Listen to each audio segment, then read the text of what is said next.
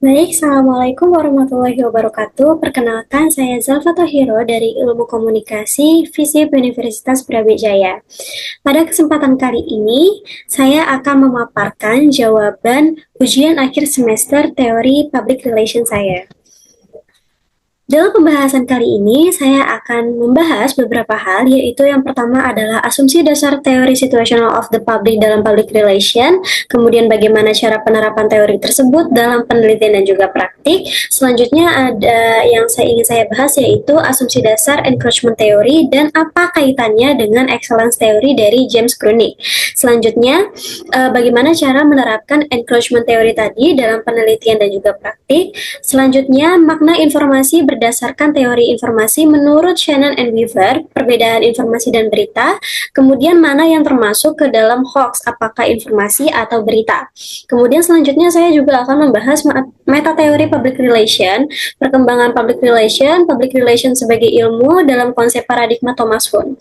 Nah, selanjutnya juga saya akan membahas konsep paradigma ekologi dalam public relation menurut Everett, sehingga menghasilkan dua proposisi utama terhadap public relation. Kemudian, saya juga akan membahas teori khas dan juga teori pinjaman dalam public relation. Selanjutnya juga saya akan membahas kategori teori public relation dalam buku Teori-teori Public Relation Perspektif Barat dan Lokal. Nah, untuk pembahasan yang pertama, yaitu asumsi dasar teori situational of the public dalam public relation, ini saya kutip dari buku Prof. Rahmat. Jadi menurut Grunik ada 5 asumsi dasar teori situational of the public. Nah, yaitu yang pertama, individu yang berbeda diasumsikan mempunyai perilaku yang lebih konsisten dan cenderung sama jika mereka berada pada situasi yang sama. Yang kedua, persepsi seseorang pada suatu situasi akan menentukan kapan dia merespons, mengapa dia merespons, bagaimana cara dia merespons, dan mengomunikasikan situasi tersebut. Yang ketiga, setiap individu akan berusaha beradaptasi dengan suatu situasi dalam cara tertentu yang menurut persepsinya sesuai dengan karakteristik situasi tersebut. Yang keempat, publik bersifat situasional, tergantung pada situasi yang dihadapi. Untuk isu tertentu, seseorang secara aktif mencari informasi, tetapi untuk isu yang lain, dia memilih pasif. Hal ini tergantung pada seberapa besar isu memengaruhi kepentingannya. Selanjutnya yang terakhir adalah karena bersifat situasional tadi, nah masalah atau isu bersifat dinamis, maka publik pun bersifat dinamis pula. Nah, ini adalah cara menerapkan teori situational of the public. Yang pertama dalam penelitian, jadi ini untuk memetakan karakteristik publik terhadap isu atau masalah tertentu. Jadi peneliti dapat mengukur 3 variabel utama, yaitu problem recognition, constraint recognition, dan level of involvement. Nah, kemudian ketiga variabel tersebut dapat digunakan untuk mengklasifikasikan publik ke dalam 4 kategori, yaitu non-publik, latent publik, aware publik, dan juga active publik. Nah, dalam praktiknya, teori ini digunakan untuk memetakan audiens dan mengembangkan strategi komunikasi yang sesuai. Nah, jadi itu praktisinya itu dapat terlebih dahulu melakukan public segmentation. Jadi, berdasarkan ketiga variabel dalam STP tadi yang sudah saya sebutkan, dalam yang di penelitian tadi itu, nah itu tuh segmentasi tersebut akan membantu organisasi menyusun pesan yang tepat sasaran dan hemat sumber daya. Nah, STP juga sangat efektif digunakan dalam manajemen krisis. Praktisi komunikasi dapat mengidentifikasi publik yang paling rentan atau aktif terlibat terhadap isu tertentu, lalu mengarahkan komunikasi krisis dengan cepat kepada mereka. Pembahasan selanjutnya adalah tentang encroachment theory. Nah, di sini saya akan membahas asumsi dasarnya dan juga kaitannya dengan excellence theory itu seperti apa. Nah, teori encroachment ini membahas fenomena public relation yang dilakukan oleh orang-orang yang bukan berlatar belakang pendidikan ilmu public relation atau ilmu komunikasi. Encroachment secara harfiah artinya itu mengambil alih kewenangan orang lain. Dalam organisasi, pengambil alihan ini dapat terjadi jika pimpinan organisasi atau top manajemen memperkerjakan, mempromosikan, atau memindahkan individu dari beberapa departemen dan atau profesi lain di luar departemen public relation untuk melakukan peran manajerial praktisi public relation.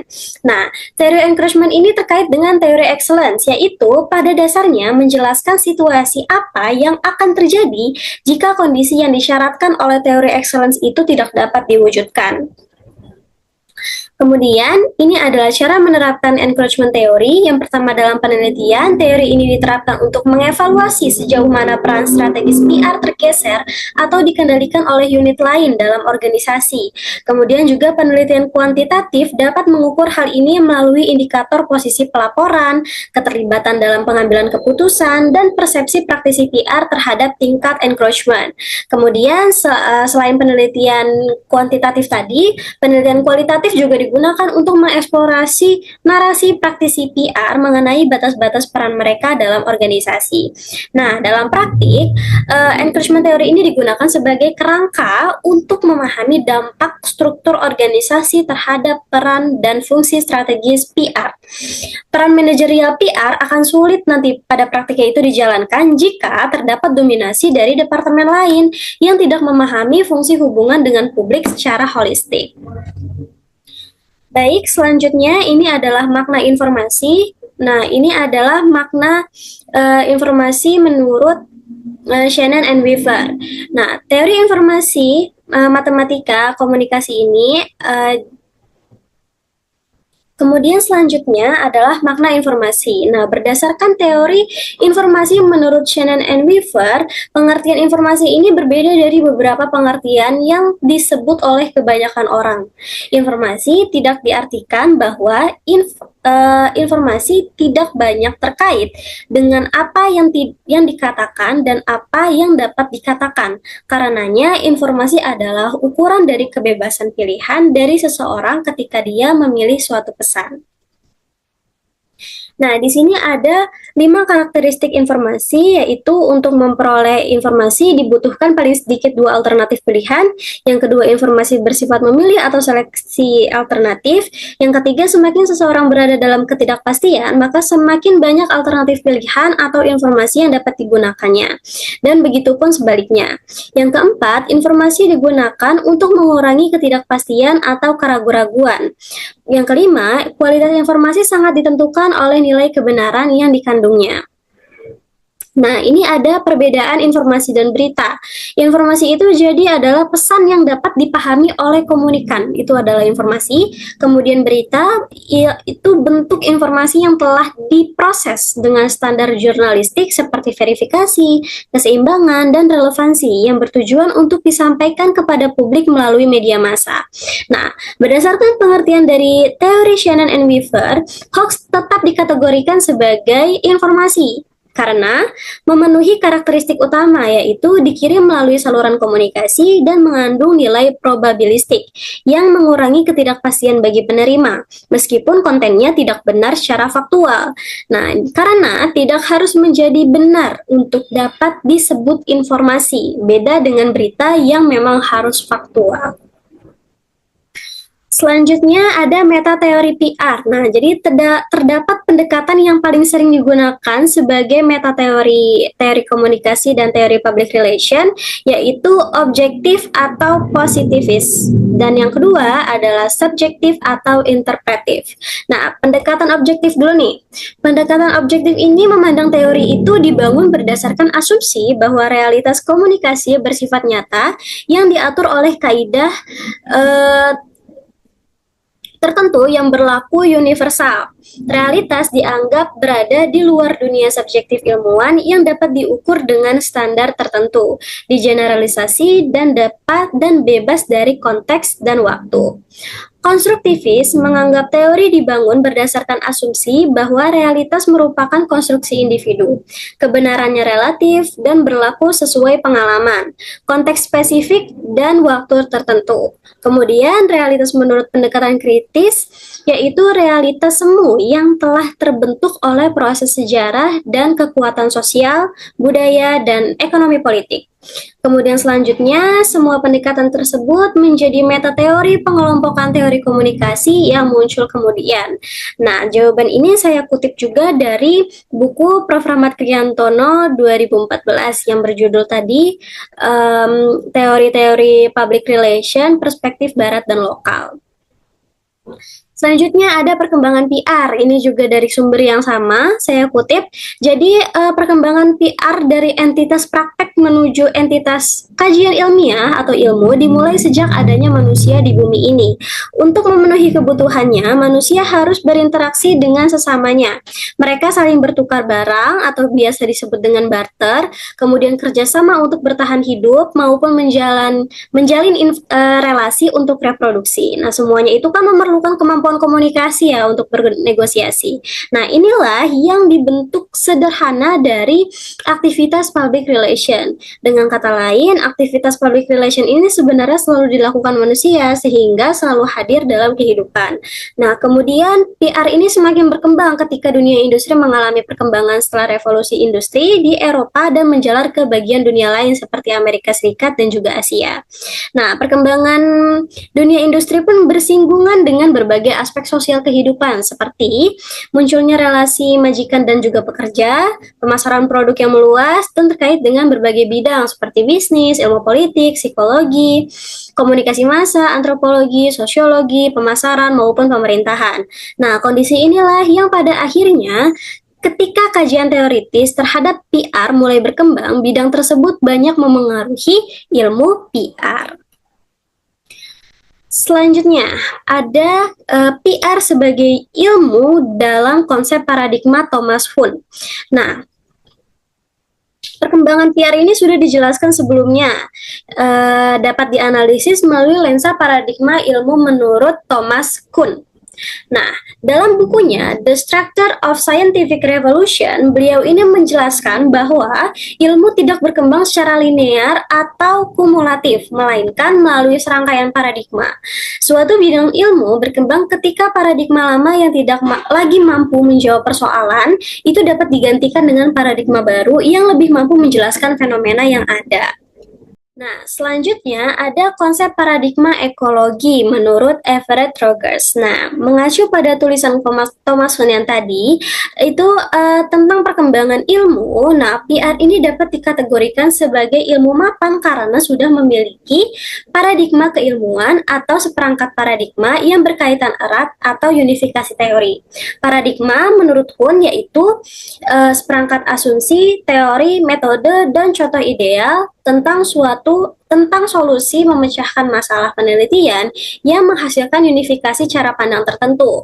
Nah, paradigma ini dengan demikian mencakup generalisasi simbolis, model, dan contoh-contoh ideal. Berdasarkan pemikiran Kuhn, dapat disampaikan bahwa PR merupakan suatu ilmu yang memiliki paradigma.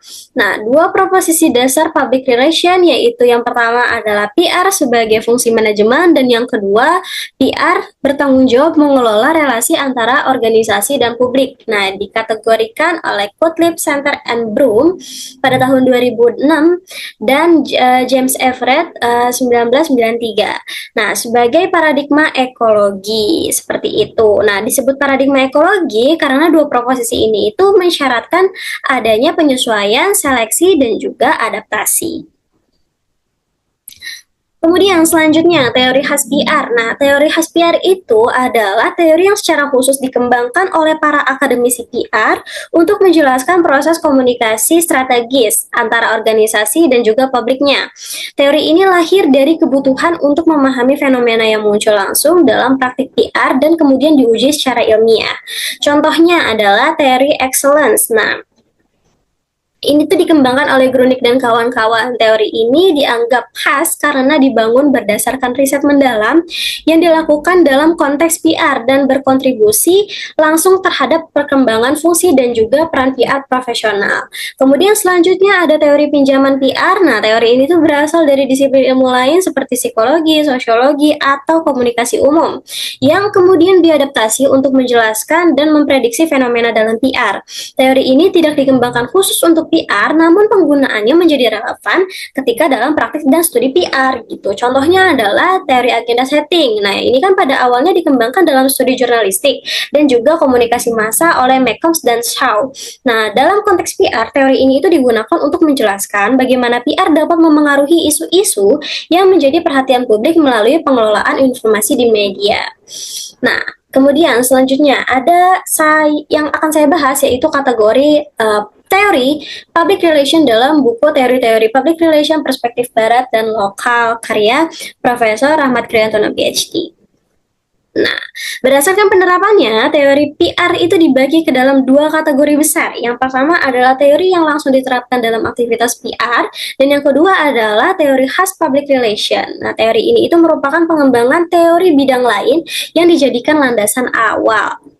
Nah, contoh teori yang langsung diterapkan dalam aktivitas public relation. Nah, ini saya akan menyampaikan dua contoh ya. Contoh yang pertama adalah teori uses and gratification. Nah, ini tuh berasal dari kajian komunikasi massa dan diterapkan untuk menganalisis perilaku konsumen media massa. Dalam public relation, teori ini bisa diterapkan untuk menganalisis perilaku konsumen media public relation seperti newsletter, internal magazine, dan juga annual report. Kemudian, ya, contoh yang kedua, teori uncertainty reduction. Nah, ini tuh berasal dari kajian ilmu komunikasi interpersonal yang diterapkan untuk meminimalisir ketidakpastian saat pertama kali bertemu dengan lawan bicaranya.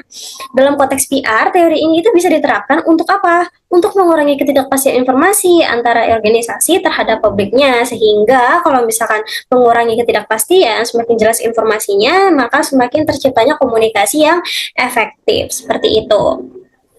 Kemudian untuk contoh teori khas public relation. Nah, ada dua juga. Yang pertama itu ada model simetris yang kemudian berkembang lagi menjadi teori excellence. Nah, teori excellence ini itu juga dikembangkan dari teori sistem. Nah, ini tuh yang berasal dari kajian ilmu sosiologi gitu. Jadi, teori excellence ini adalah teori khas public relation gitu. Kemudian yang kedua ada teori situational crisis communication, yaitu teori khas PR yang dikembangkan dari teori atribusi yang berasal dari kajian ilmu psikologi. Nah, alasan pengkategorian ini adalah bukan dimaksudkan untuk memisah-misahkan teori-teori tersebut satu dengan yang lainnya. Nah, sulit juga untuk memisahkan teori ke dalam kotak-kotak tertentu, karenanya pembagian kategori ini juga bersifat cair. Selain itu, untuk memahami PR secara komprehensif, perlu mempelajari beberapa aspek dari teori yang berbeda. Artinya, suatu teori dimungkinkan dapat diterapkan untuk konteks yang berbeda yang memiliki ciri-ciri fenomena yang sama dengan asumsi dasar teori itu.